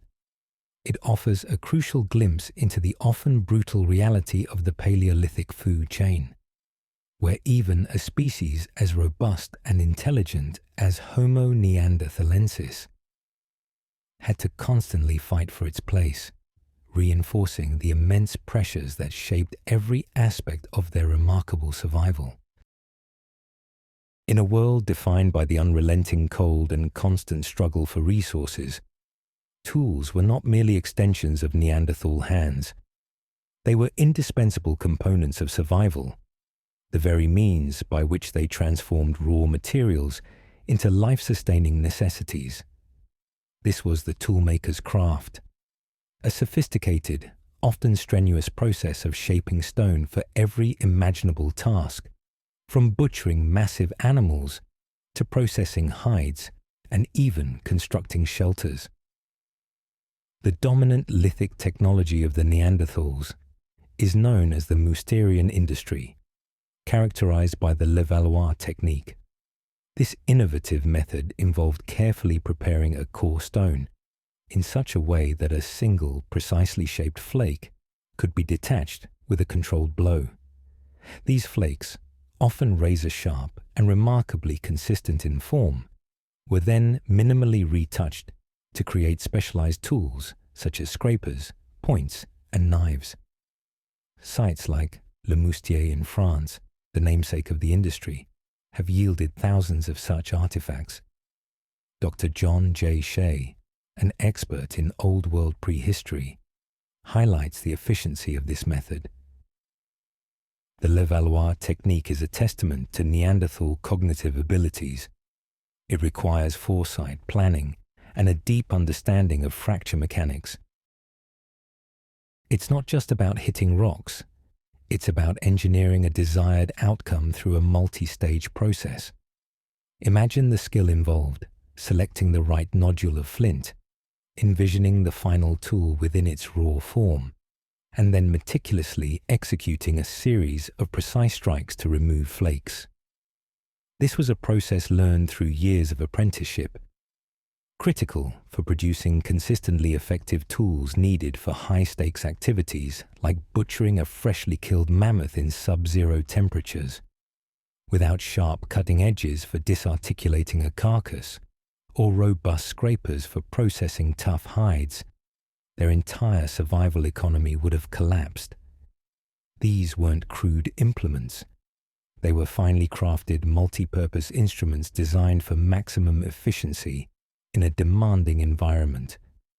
Every tool represented not just the skill of its maker, but the collective ingenuity of a species that, without modern technology, had to precisely shape the physical world around them to meet their most fundamental needs, echoing the sheer necessity of their enduring existence. The Neanderthal toolkit, far from being primitive, represented the edge of innovation for its time, a testament to precision and ingenuity in a pre-technological age. Their mastery of lithic technology, particularly the Levallois technique discussed in the previous segment, allowed them to create versatile instruments optimized for the myriad demands of Ice Age life.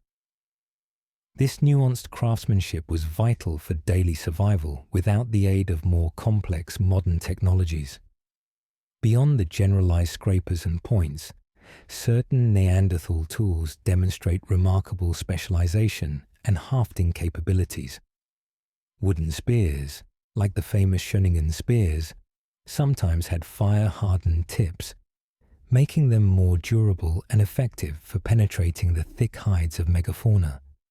Evidence for hafting, attaching stone points to wooden shafts, comes from sites such as Le Grotte du Bois Roche in France, where microscopic analysis revealed residues of birch tar, a strong adhesive, on stone points.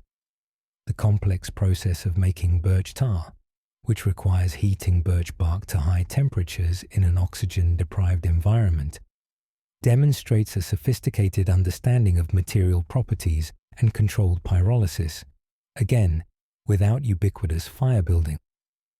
Dr. Radu Iovita, a lithic technologist, emphasizes that the repeated association of certain tool types with specific residues indicates functional specialization. This is not just hitting things with rocks, it's designing tools for optimal performance in particular tasks, cutting meat, scraping hides, preparing wood. Imagine the exacting standards required. A spear point had to be precisely flaked, to be aerodynamically stable, and to penetrate effectively. A scraper's edge needed to be meticulously retouched to process a hide without tearing it, maintaining its insulating qualities. The tools were their extension. Their knives for butchery, their awls for clothing, their choppers for wood processing, their spear points for hunting. Every edge, every angle, every carefully removed flake carried the weight of survival. This deep understanding of material science, combined with sophisticated planning and execution, allowed Neanderthals to leverage the limited resources of their environment and create highly effective implements. Their edge of innovation was sharp, precise, and absolutely crucial, demonstrating their advanced adaptability and pushing the boundaries of what was possible in their pre-technological Ice Age world. In an era predating maps, compasses, or even established trails, traversing the vast, featureless Ice Age landscapes posed immense navigational challenges. With limited daylight and often obscured terrestrial landmarks, particularly during winter, Neanderthals would have looked upwards, relying on the stars above as immutable celestial guides, crucial for both localized movement and extensive migrations. This sophisticated form of natural navigation speaks volumes about their cognitive capabilities and environmental attunement. While direct archaeological evidence for Neanderthal astronomy is, understandably, elusive, the necessity for such knowledge in their context is undeniable.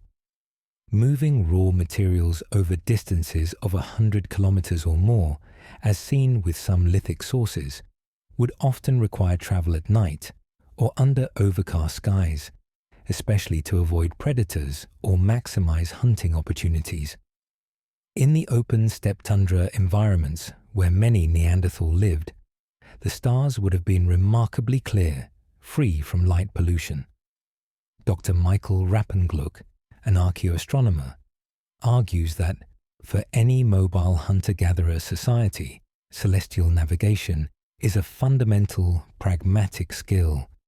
The constant appearance and movement of constellations provide a stable reference system in a dynamically changing terrestrial world. For Neanderthals, living in an often featureless, snow-covered landscape, this would have been even more critical than for groups in forested biomes. Imagine a hunting party returning to their temporary camp under a moonless winter sky. Without stellar cues, losing their way could mean certain death from exposure or predation.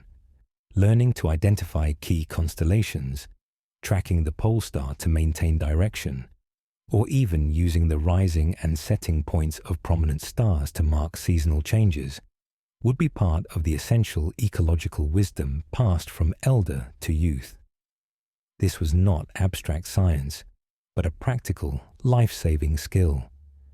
The very act of observing and interpreting these celestial patterns suggests a capacity for complex pattern recognition, memory, and spatial reasoning that belies any simplistic view of Neanderthal intelligence.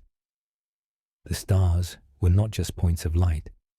They were a reliable, ancient map etched across the night sky, guiding their resilience and perseverance through the unforgiving cold, a silent testament to their profound connection with their environment, both terrestrial and cosmic.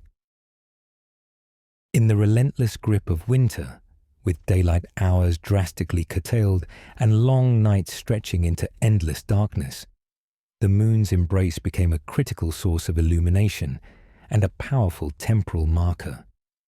While the stars provided navigational cues, the lunar cycle offered a fluctuating yet predictable light source vital for activity after sunset, and a rhythm for understanding the passage of time in a world devoid of artificial measures. The extended periods of darkness during high-latitude winters would have rendered much activity impossible without some form of natural light. A full moon, reflecting off snow-covered landscapes, can provide significant illumination, enough to navigate, track animals under certain conditions, or perform more generalized tasks safely outside the immediate shelter. This lunar light would have been particularly valuable in the open, treeless steppes, characteristic of Ice Age Europe. Dr. Kim Federchuk, an archaeologist with expertise in Arctic environments, notes that for populations living in extreme northern latitudes, the moon and stars are not just romantic notions. They are practical tools for extending the day and maintaining mobility and vigilance when the sun is absent. Relying on them becomes second nature, encoded in cultural rhythms. Imagine a winter night, the air brutally cold, the stars a dazzling frozen tapestry above. Then the moon rises, casting long, sharp shadows across the snow. This waxing and waning cycle, from new moon to full and back again, provided a natural calendar. It could track hunting cycles, marking when certain animals might be more active or when conditions were optimal for specific tasks. The monthly rhythms also influence social gatherings, hunting expeditions, or even defensive strategies. The lunar calendar, though unwritten, would have been intimately understood, a primal clock against the backdrop of seemingly endless winter. Without a consistent large-scale fireplace for artificial light, the moon was a beacon, a guiding presence that allowed for continued activity, providing a degree of safety and imparting a sense of order to the long, dark nights. This profound attunement to celestial cycles highlights yet another layer of Neanderthal adaptation, not just to the physical cold, but to the challenging temporal and luminous demands of their icy world. Their survival was intrinsically linked to the sky above. In a small, interconnected group battling the unrelenting harshness of the Paleolithic winter, every life held immense value, and every death was not merely a biological event, but a profound social and emotional rupture. Dealing with the burden of loss, mourning in a world of impermanence, reveals the deep empathy and rich inner lives of Neanderthals, challenging simplistic notions of their existence. It was a societal challenge as much as a personal one. The practice of intentional burial, discussed previously in the context of their spiritual life, is the most tangible evidence of their response to death. Sites like La Chapelle-aux-Saints, La Ferracie, and Kibara Cave have yielded Neanderthal graves where bodies were carefully positioned, sometimes with grave goods or offerings. These include animal bones, tools, and occasionally ochre, suggesting a symbolic meaning attached to the deceased and the act of burial. While the flower burial at Shanidar Cave remains debated regarding floral inclusions, the multiple purposeful interments there, some with evidence of extensive care during life, underscores a profound engagement with their dead. Dr. Clive Finlayson, an expert on Neanderthal societies, notes that burying their dead, rather than simply abandoning them, would have been a labor-intensive act. It speaks to a deep emotional bond within their small groups and a cognitive capacity to process loss and perhaps even conceptualize an afterlife or continuation of some kind. Imagine the weight of a death in such a small group, particularly during winter. A loss was not just an emotional blow, but a practical one, reducing the number of hunters, gatherers, or caregivers. The act of burial, even a simple one, would have provided a sense of closure, perhaps preventing feelings of fear or anxiety from festering within the group. It would also have removed the body, preventing attractants for predators. The rituals surrounding death, though reconstructed from scant evidence, served to reinforce social bonds at a time where their strength was most tested. The burden of loss, therefore, was faced collectively, through practices that honored the deceased and solidified the living. This profound human response to death in the face of brutal environmental pressures offers a poignant glimpse into the emotional fortitude and complex social structures that allowed Neanderthals to navigate the most challenging aspects of their existence. Beyond the immediate sorrow of loss, the Neanderthals also engaged with the echoes of ancestors, a deep, enduring connection to those who came before them. This connection was not merely about memory, it was a profound acknowledgement of lineage, a cultural inheritance that reinforced their identity and provided a continuous link to the accumulated wisdom and experiences of generations past. In a world of impermanence, their ancestors offered a powerful sense of rootedness and continuity. The reuse of burial sites, sometimes over many millennia, suggests a reverence for place and ancestry. Take, for example, the site of La Ferracie in France, a rock shelter used by Neanderthals for tens of thousands of years. It contains multiple Neanderthal burials spanning different periods, indicating a long-term attachment to specific locations associated with their dead. This is not arbitrary. It suggests that landscapes were imbued with meaning, becoming loci for memory and cultural transmission. Professor Donald K. Grayson, an archaeologist studying human environmental interactions, highlights that the persistence of certain traditions, tool forms, and site choices across vast periods suggests mechanisms for cultural memory that transcend individual lifespans. Their ancestors likely remained an active, if unseen, presence, guiding their understanding of territories and practices. Imagine a Neanderthal group returning to a cave known to contain the burials of their forebears. Such a place would have resonated with stories, knowledge, and an inherent sense of belonging. The wisdom of elders that we explored earlier would be intrinsically linked to the echoes of ancestors, creating a continuous chain of knowledge and identity. Perhaps the abstract cave markings we've discussed represented more than mere art. They might have been mnemonic devices, visual prayers, or ways to communicate with or honor these ancestral echoes. These practices provided crucial psychological anchors in a world constantly threatening to strip away stability. In a harsh climate, facing immense challenges, the knowledge that they were part of a long lineage and that the spirits of their ancestors watched over and perhaps guided them would have been an invaluable source of communal strength and resilience. The echoes of ancestors were not just whispers in the wind. They were foundational elements of Neanderthal identity, contributing profoundly to their enduring survival against the odds. For hundreds of thousands of years, Homo neanderthalensis adapted and thrived in an environment dominated by the relentless cold of glacial cycles.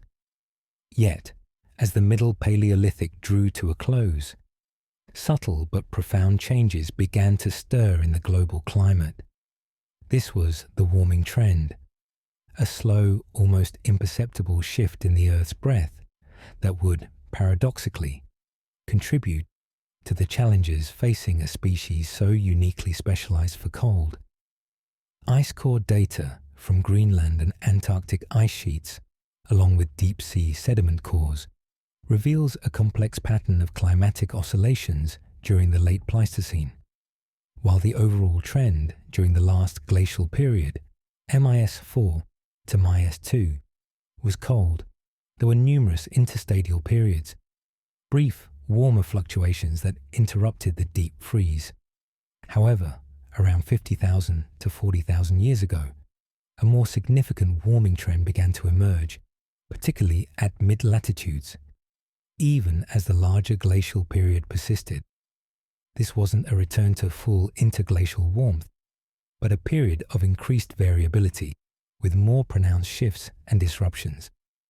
Dr. Kronis Tzidakis, a paleoclimatologist, notes that these rapid and often extreme oscillations, sometimes occurring over decades rather than millennia, would have placed immense stress on ecosystems and the species adapted to them.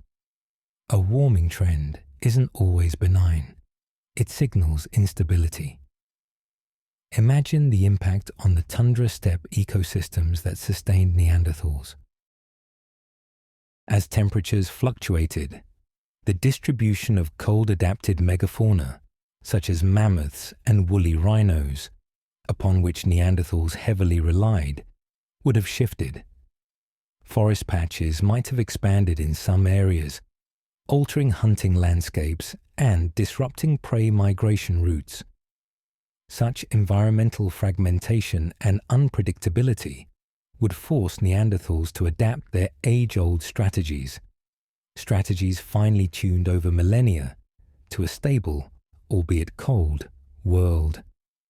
Their physiological and behavioral specializations for cold weather hunting and resource acquisition, once a survival advantage, might begin to become less efficient or even disadvantageous in a world where the predictability of extreme cold began to give way to rapid, unpredictable swings.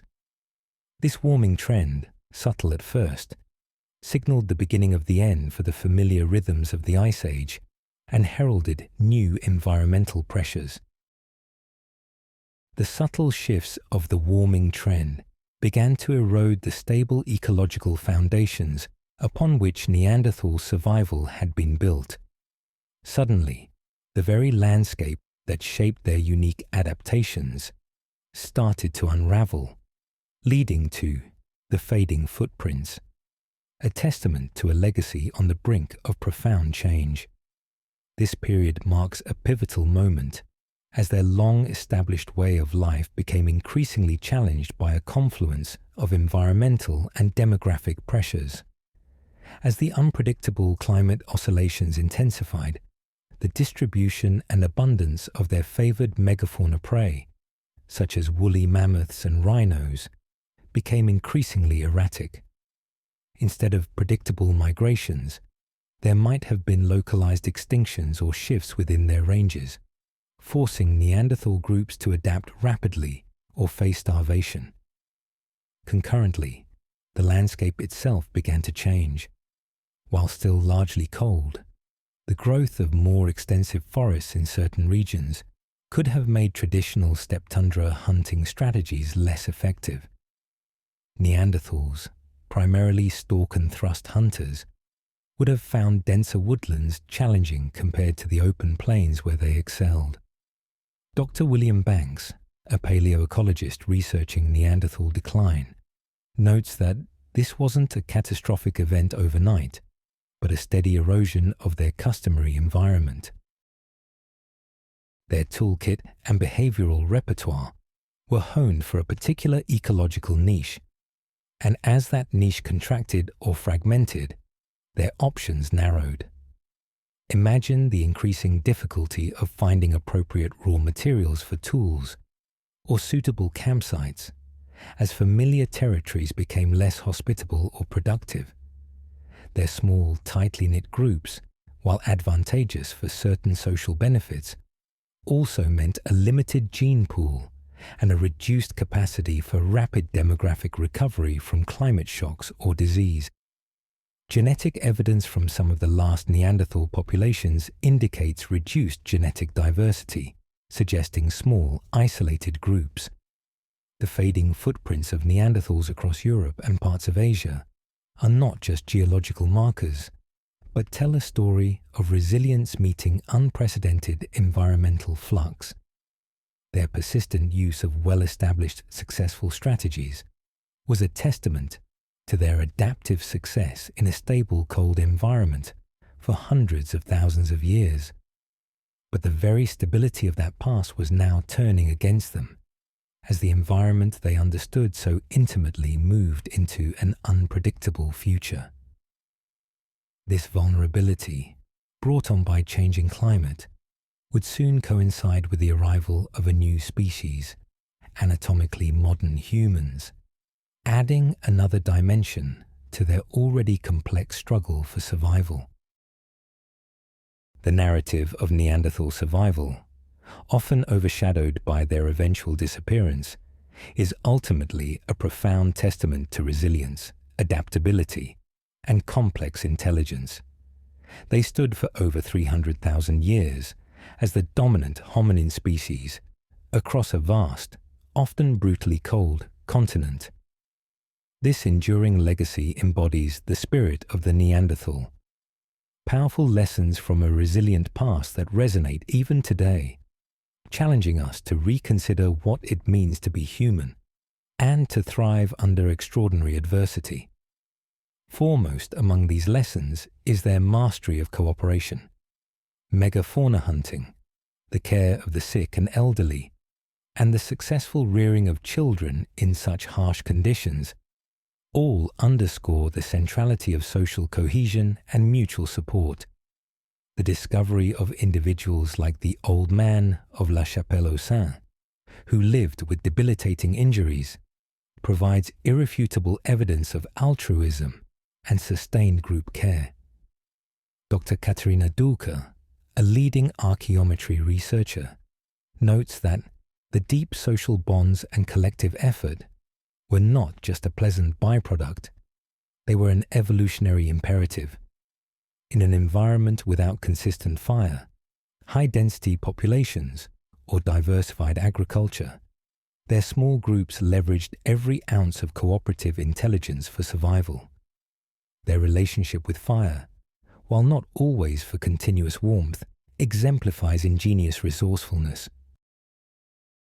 The ability to create birch tar for tool hafting, a process demanding precise heat control without robust hearths, demonstrates a nuanced understanding of materials and processes. Their intimate knowledge of landscapes, from seasonal animal migrations to medicinal plants, reflects an ecological wisdom deeply embedded in their cultural transmission.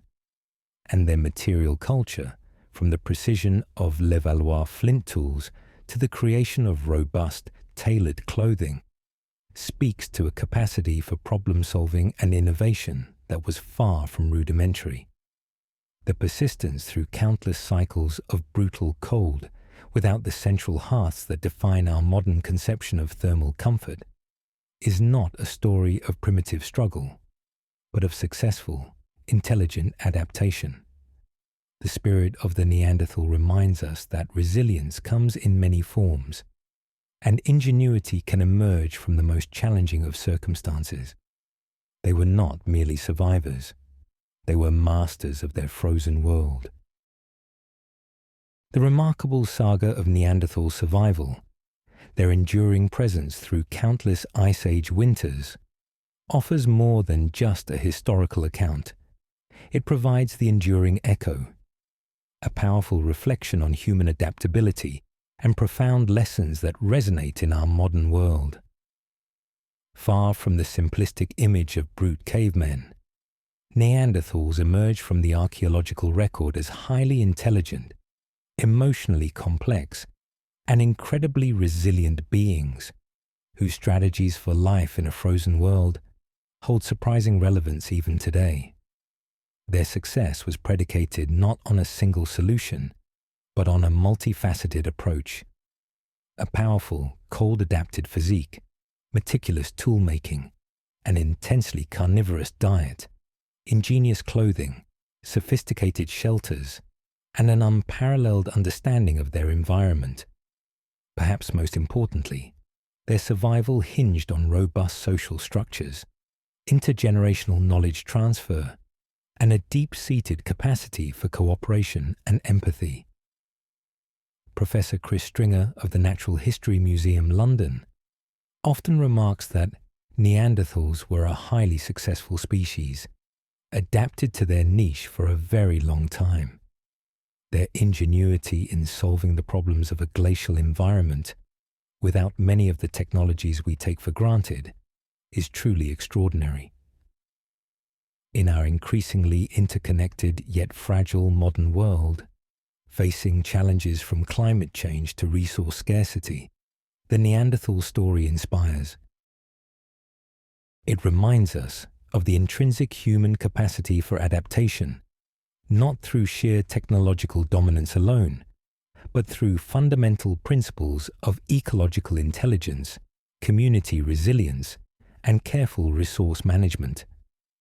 Their ingenuity in constructing shelters and clothing from natural materials, their reliance on collective wisdom, and their ability to thrive in extreme conditions offer timeless insights.